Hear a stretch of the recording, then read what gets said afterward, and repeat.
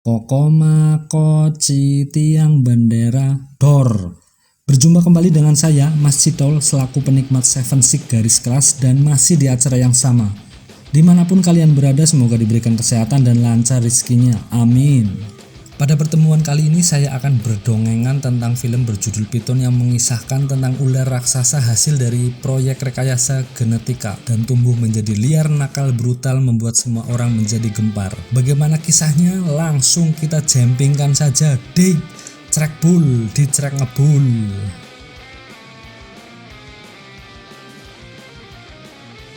Sebuah pesawat terbang sedang mengudara di tengah cuaca buruk yang akan bertolak ke suatu tempat untuk mengantarkan kargo yang tanpa diketahui isinya oleh mereka. Dan cuman saya yang mengetahui isinya dari kargo tersebut. Pesawat itu hanya memiliki 2 awak kabin terdiri dari pilot dan mandor. Di tengah badai petir, pesawat terasa oleng dan bergoyang yang bukan disebabkan oleh cuaca melainkan oleh kargo yang bergetar. Atas hal tersebut, kapten pesawat memerintahkan Bang Mandor untuk mengecek muatan yang dibawanya. Setelah dicek, talinya masih terikat kencang, aman jaya. Namun saat Mandor menyorotkan senter ke sela-sela palet, terdapat sesuatu bergerak sehingga Mandor mengambil linggis dan mencongkelnya untuk meyakinkan apa yang dilihatnya. Di saat bersamaan, ekor piton pun menjebol sisi pesawat sehingga membuat pesawat semakin oleng. Kapal oleng kapten, kapal oleng dia kepriwe ya. Tak lama setelah itu pesawat pun terjatuh dan meledak di sebuah hutan. Duar. Tak jauh dari TKP jatuhnya pesawat terdapat 2 orang wanita bernama Lisa dan Roberta yang sedang berkemah dan berbincang di dalam tenda. Disinyalir mereka melakukan pergenjotan satu arah atau kita sebut lesbiola. Tiba-tiba Roberta dikagetkan oleh ular peliharaan milik Lisa yang ikutan masuk ke dalam selimut. Terkaget dengan hal yang barusan terjadi, Roberta pun keluar tenda untuk sebat. Anyway, I hate that thing. It could have bitten me.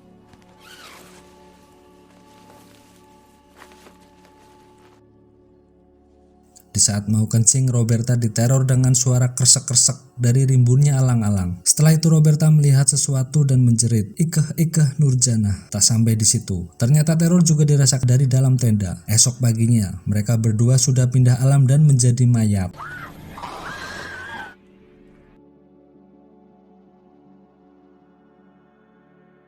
Kakak beradik bernama Johnny dan Brian sedang berdebat di pabrik elektroplating milik ayahnya mereka, memperdebatkan tentang 2 pekerjanya yang sudah tak waras lagi dikarenakan kurangnya ventilasi di area kerja. Atas dasar itu, Johnny ingin agar pintu utama selalu dibuka, supaya udara segar bisa mengalir masuk.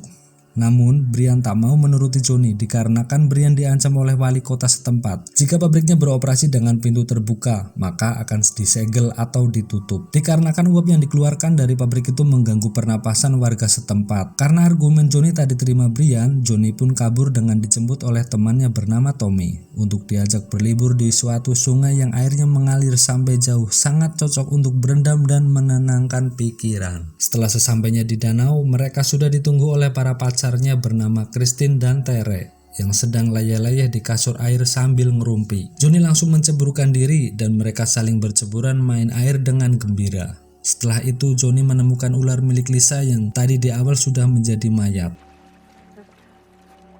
Dari seberang, tampak Sheriff Greg mendatangi mereka dan mengambil ular yang telah ditemukan oleh Johnny untuk diteliti sebagai bukti pendukung pasca meninggalnya Lisa dan Roberto. Tak disangka, ternyata danau yang digunakan untuk mandi berdekatan dengan TKP ditemukannya mayat Lisa dan Roberto. Dan setelah diteliti lebih jauh pada kedua mayat itu, dugaan sementara penyebab kematiannya adalah cairan asam yang terdapat di sekujur tubuh kedua mayat itu.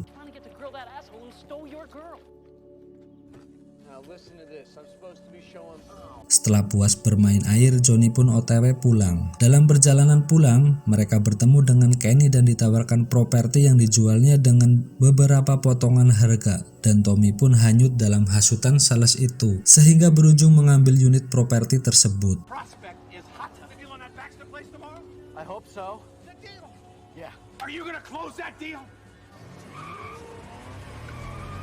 Greg dan Lewis memeriksa pabrik milik Tommy atas dasar cairan asam HCl di wilayahnya hanya diproduksi dari tempat itu. Setelah mengajukan beberapa pertanyaan ke Brian, tanpa sengaja Tommy juga hadir dan masuk ke kantor Brian yang masih terdapat Greg dan Lewis di sana. Lewis mencurigai Tommy sebagai pelaku pembunuhan Namun semua itu dengan mudah dibantah oleh Tommy karena dia bukanlah pelakunya. Karena tak ada bukti yang kuat, maka Greg dan Lewis meninggalkan tempat itu. Scene berpindah ke sales Kenny yang sedang cek lokasi dengan customer ibu-ibu bernama Siska yang disinyalir berteman dengan Johnny dan akan membeli unit yang ditawarkan oleh Kenny. Ketika sedang asik bernego, Kenny mengambil pedang dan menuju garasi mobilnya. Dikarenakan Kenny mendengar sesuatu yang tak lazim di sana.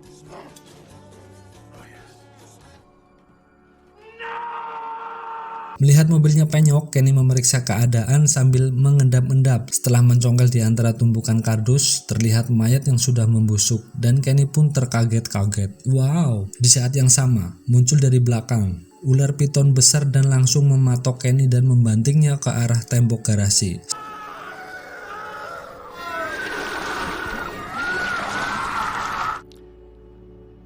Setelah terjatuh, Kenny merogoh kocek untuk mengambil remote pintu garasi guna melarikan diri. Tak disangka, ternyata piton itu mengganjalnya dengan badannya sehingga pintu tidak bisa terbuka dan Kenny terduduk putus asa. Dari luar, nampak Bu Siska panik sambil berjalan menuju garasi dan menghubungi Johnny melalui telepon selulernya untuk segera dijemput dan memberikan pertolongan.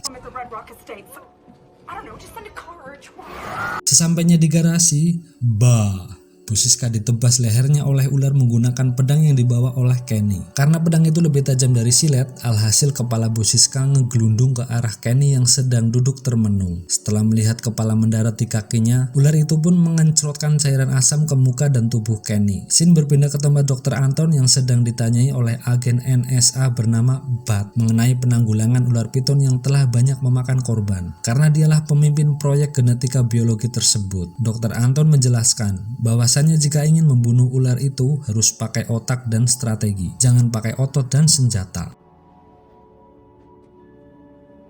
Big snake.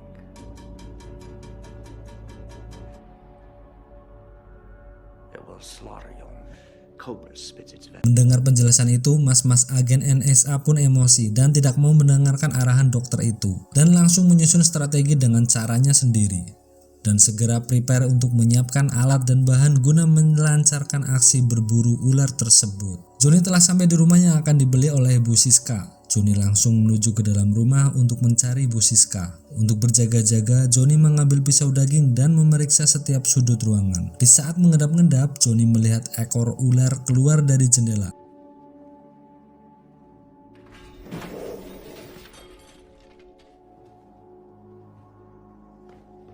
Di luar dugaan, malamnya Johnny dicurigai dan dimintai keterangan oleh sheriff karena tuduhan pembunuhan atas dasar pisau daging yang dibawanya dan cairan asam yang terdapat pada kedua korbannya. Sheriff langsung menuju pabrik milik Johnny dan menutup untuk sementara waktu karena kuat dugaan tentang keterlibatan Johnny dan pabrik elektroplating yang menggunakan asam HCl sebagai bahan bakunya. Pagi harinya, dengan sengaja Johnny ditabrak oleh Greg menggunakan mobil dinas. Karena sebelumnya mereka terlibat cinta segitiga dengan Christine. Greg mengatakan jikalau dirinya sudah menyiapkan baju pernikahan, gedung, rumah, mobil, motor, bib, udut, EC, dan kopi hitam untuk berumah tangga dengan Christine. Namun Johnny mematahkan perkataan Greg dengan menjawab, jika Christine sebenarnya tidak menyukai Greg karena Greg hanya dianggap sebagai teman dan juga Greg terlalu baper. Mendengar hal itu, Greg meluapkan emosinya dan menyelesaikan masalah secara jantan dan berduel, tanpa senjata, tanpa seragam.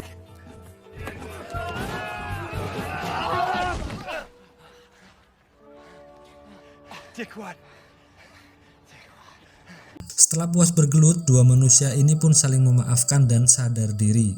Greg bersedia mengganti sepeda milik Johnny yang ditabrak olehnya. Lagi enak-enak ngobrol, tiba-tiba Lewis menginfokan jika ada penemuan mayat baru lagi dan menyuruh Lewis untuk segera mengikutinya. Sesampainya di TKP, mayat kembali diperiksa dan lagi-lagi mayat berlumuran asam HCl mirip yang ada di pabriknya si Johnny. Para sheriff pun akhirnya menahan Johnny dan dimintai keterangan atas banyaknya korban yang terkena asam HCl.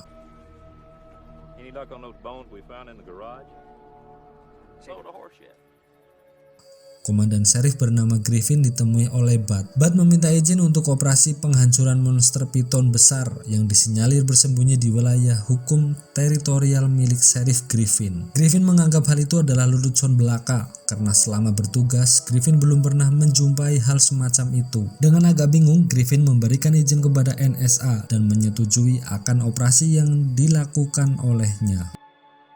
Lewis menghampiri teman-teman Johnny. Mereka mencari dan akan membawa Johnny ke markas deputi. Tak disangka, ternyata Greg juga ikut menjemput Johnny. Setelah Johnny dibawa ke dalam mobil, Christine yang tak tahu alurnya menanyakan kepada Greg, jika penangkapan ini atas dasar kecemburuannya, maka jangan gunakan seragam dan otoritasnya sebagai alat untuk menangkap Johnny.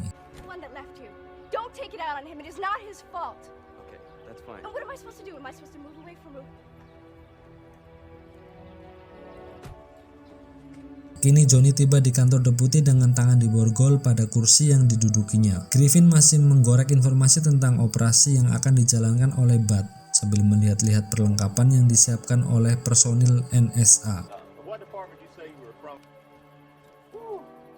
Lewis diperingatkan oleh Greg jika Johnny bukanlah pelakunya.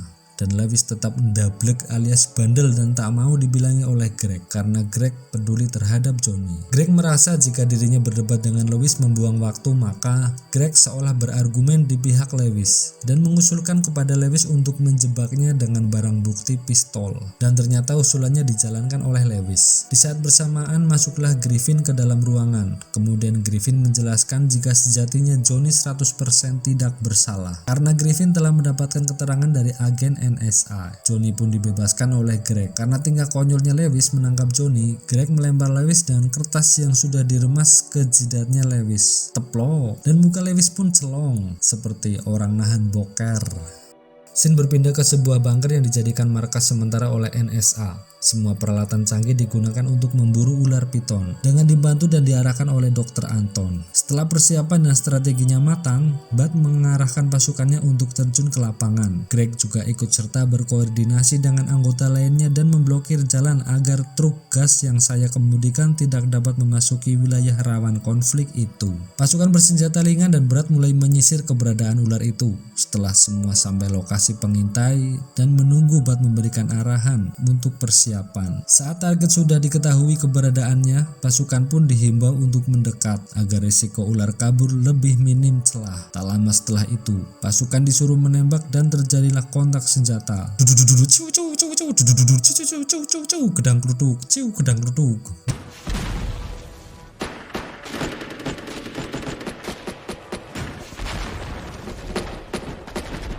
Dirasa cukup, serangan pun dihentikan dan pasukan bersiap mengambil bangkai ular itu. Di luar dugaan, ternyata bangkai ular itu tak ditemukan. Hasil tersebut sudah dilaporkan ketua regu kepada Bud dengan emosi. Bud mengeceknya sendiri. Alangkah terkejutnya, ternyata apa yang dilaporkannya benar. Tak ada bangkai ular, hanya ditemukan bajunya saja, alias ularnya ganti baju, ngelungsumi, ganti kulit. Karena merasa dibohongi, Bud mengancam Dr. Anton. Jika dalam waktu dekat ular itu tidak mati, maka Bud akan membunuh Dr. Anton. Tiba-tiba, dari belakang terdengar suara minta tolong. Tolong. Dari anak buahnya yang sedang berlari menuju ke arahnya. Tanpa waktu lama, anak buahnya pun sudah menjadi mayat diserang oleh ular itu. Keadaan menjadi genting. Semua anak buahnya dibantai dan hanya menyisakan Dr. Anton dan Bud dan ular yang sudah muncul di hadapannya. Dr. Anton memerintahkan Bud untuk tetap tenang dan jangan menembak. Namun Bud yang bandel mengarahkan senjatanya ke ular itu dan bersiap akan menembak.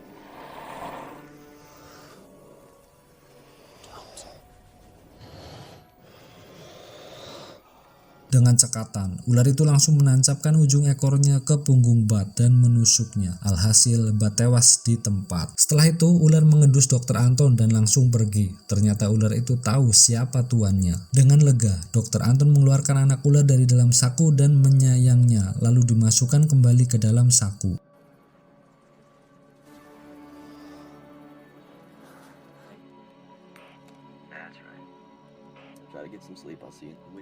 Malam harinya, Greg dan Lewis sedang berojer-ojer dan saling mengabarkan bahwa mereka akan tidur di mobil masing-masing. Scene berpindah ke Tere dan Tommy yang menyewa sebuah motel minimalis di pinggiran kota. Mereka akan bersiap mau tidur dan mereka tidak akan melakukan adegan pemersatu bangsa dikarenakan esok paginya ada jadwal sepeda santai di kota itu. Tanpa diduga, pagi pun tiba. Tere beranjak dari tempat tidur dan membangunkan Tommy yang tidur di sofa ruang tamu. Setelah membangunkan pacarnya, Tere OTW adus dengan menuruni tangga menuju menuju kamar mandi yang berada di ruangan bawah tanah. Wake up.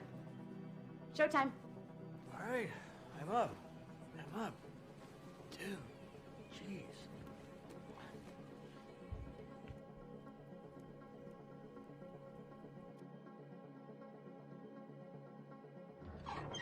Di waktu yang sama, ular piton pun masuk melalui tangga dan mengintip Tere yang sedang mandi. Ternyata ular ini sangat cabul ya guys ya. Ada adegan ngintip-ngintipnya segala. Semprul. Ketika Tere sudah selesai mandi dan membuka tirai, ular cabul sudah di hadapannya. Mereka berdua saling bertatapan dan kaget. Wow, wiu. Mendengar teriakan itu, Tommy berlari menghampiri Tere yang ada di ruangan bawah tanah. Ular memakan tirai penutup kamar mandi dan Tere menyerang ular itu dengan sabun bayi. Namun Tere belum pernah merawat bayi dan tidak tahu jika sampo bayi tidak pedih di mata. Maka ular itu tak merasakan pedih di mata. Tommy akan masuk lewat pintu, namun pintu ditutup oleh ular menggunakan ekornya.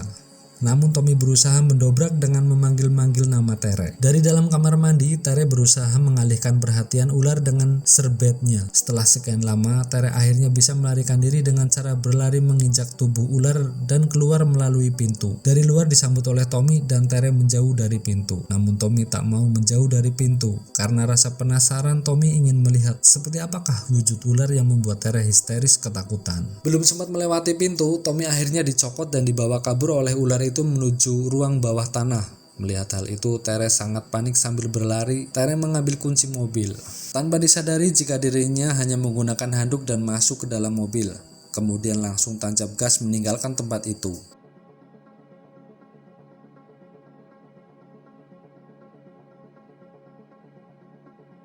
Tak terasa matahari sudah tinggi. Tere sudah ngebut maksimal menghindari kejaran ular itu. Namun ular itu mudah sekali mengimbangi laju mobil Tere. Tiba-tiba ular itu muncul di depan Tere dan Tere melewatinya. Namun Tere tiba-tiba mengerem memundurkan mobilnya. Sambil menunggu momen yang tepat, Tere langsung menggilas ular itu. Namun ular itu hanya merasa geli-geli sedap, seperti dikelitikin. Tak diduga, ternyata ular itu melakukan serangan balik dengan cara melilitkan ekornya ke gardan mobil Tere. Dan saat mobil digas melaju, maka mobil pun jobrol pada bagian roda belakang.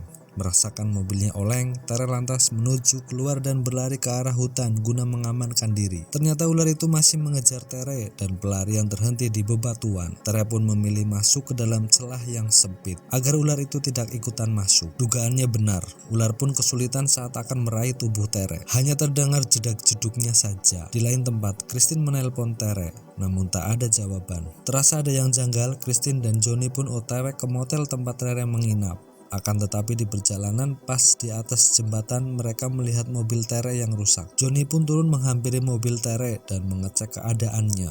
Dari celah batu keluar Tere yang berteriak-teriak ke arah Christine yang berdiri di dekat mobilnya untuk segera pergi karena ular bergerak ke atas jembatan itu. Tiba-tiba ular sudah menjuntai ke atas Christine dan akan menggigitnya. Dengan sigap Christine masuk ke dalam mobil. Melihat ular akan menggigit pacarnya, Johnny pun berlari menolong Christine dengan berusaha menggendong Christine dari dalam mobil dan Christine pun selamat. Setelah itu mereka meninggalkan ular yang kepalanya sedang terjebak di dalam mobil. Mereka kabur menggunakan sepeda ke arah hutan. Kepala ular sudah lepas dan bersiap kembali lagi memburu Johnny dan Christine. Mereka telah sampai di sebuah bunker. Mereka segera menyandarkan sepedanya dan masuk ke dalamnya.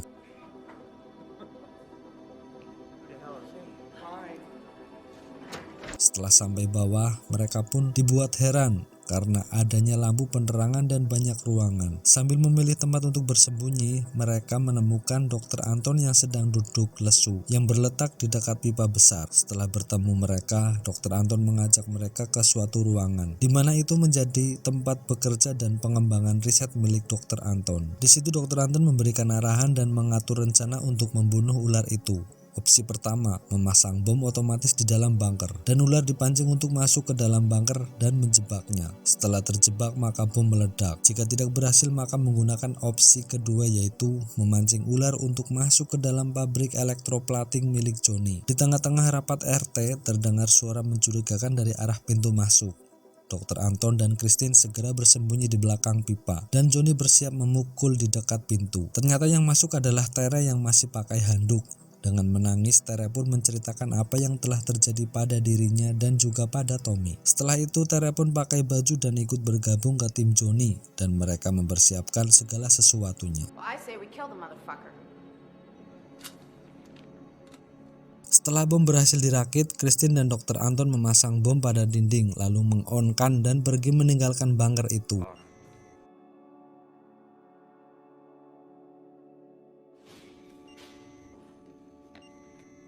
Christine dan Johnny mempersiapkan tali temali untuk memancing ular agar masuk melalui pintu yang ada di atas bukit. Setelah sampai di atas, Johnny masih mengatur pengait tali yang akan diikatkan pada tubuhnya. Dari dalam hutan, nampak ular mencium bau Johnny dan mencarinya. Ternyata tak butuh waktu lama, ular sudah menemukan Johnny. Melihat ular mendekat ke arahnya, Johnny melihat ke arah ular itu. Kiranya sudah semakin dekat, Johnny segera menjatuhkan dirinya ke dalam bunker. Sesampainya di bawah, Johnny segera melepaskan simpul tali yang mengikat dirinya dan melanjutkan untuk berlari ke suatu ruangan dan menguncinya. Dr. Anton dan Christine keluar melalui pintu bawah, sedangkan Johnny keluar melalui pintu atas.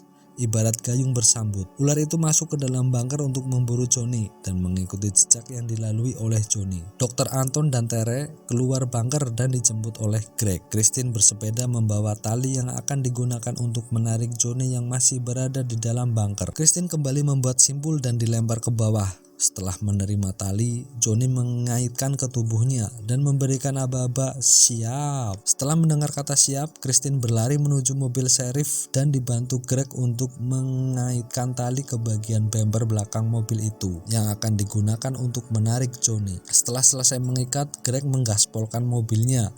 Johnny pun berhasil terangkat keluar dengan bergulingan. Greg dan Christine berlari menuju pintu bunker dan segera menutup sampai rapat agar ular tak bisa keluar dari bunker tersebut. Setelah itu mereka melepas ikatan Johnny dan memasukkannya ke dalam mobil, lalu pergi bersama menuju pintu bawah bunker untuk menonton pertunjukan mercon cap Leo. Ular yang ada di dalam merasa kebingungan karena semua akses sudah ditutup. Tiba saatnya Christine memencet remote bom.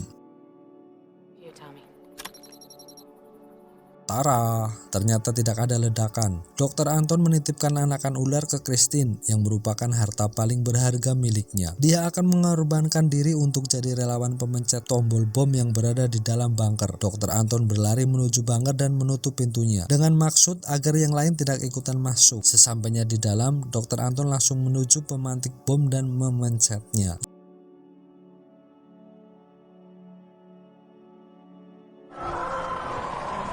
Johnny segera menjauh dari pintu bunker itu dan kawan-kawannya pun berlindung di balik mobil Greg. Ledakan besar pun akhirnya terjadi. Bunker menjadi porak-poranda.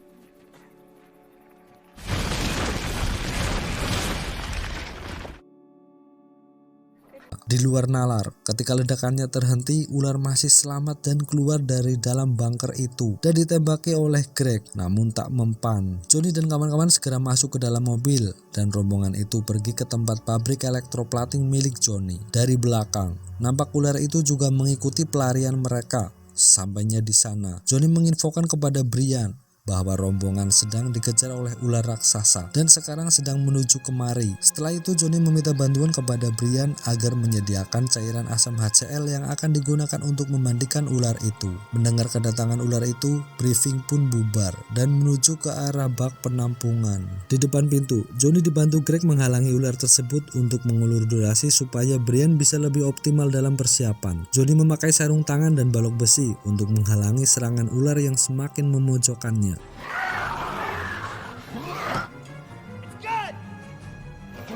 Christine menyentuh tubuh ular itu dan ular pun menjingkrak. Christine pun berlari menghampiri Tere dan bersembunyi bersamanya. Johnny naik ke atas bak dan dilihat oleh ular. Ular pun menghampiri Johnny dan akan memakannya. Namun Johnny menjatuhkan diri. Ular pun tetap menyerang Johnny namun terhalang oleh bak penampungan asam HCl sehingga moncong ular tak sampai mengenai Johnny.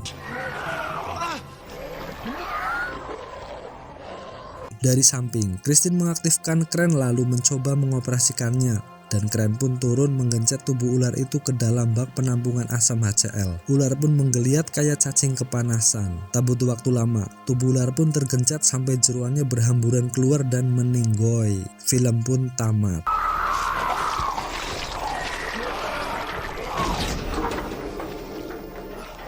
Pesan yang tersirat dari film tersebut adalah jangan mainan mercon di dalam rumah. Kalau di dalam kamar nggak apa-apa ya guys ya, tapi kamarnya mantan. Cie.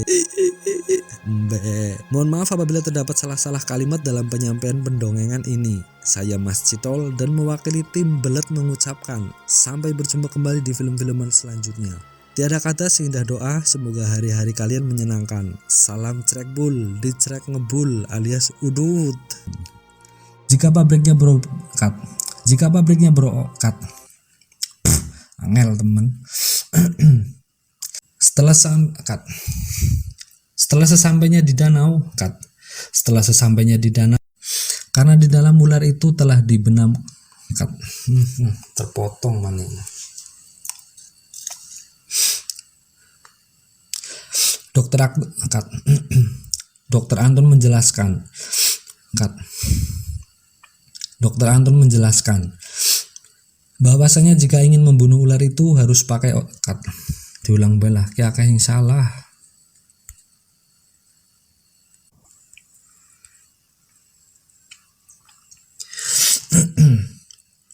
Karena di dalam ular itu telah dibenamkan chip Mediatox. Karena di dalam angel yakin. Karena di dalam ular itu telah dibenamkan chip Mediatok semprul. Karena di dalam ular itu telah dibenamkan chip MediaTek Snapdragon yang anti lelet dan tidak mudah panas. Mendengar penjelasan. Jangan cut.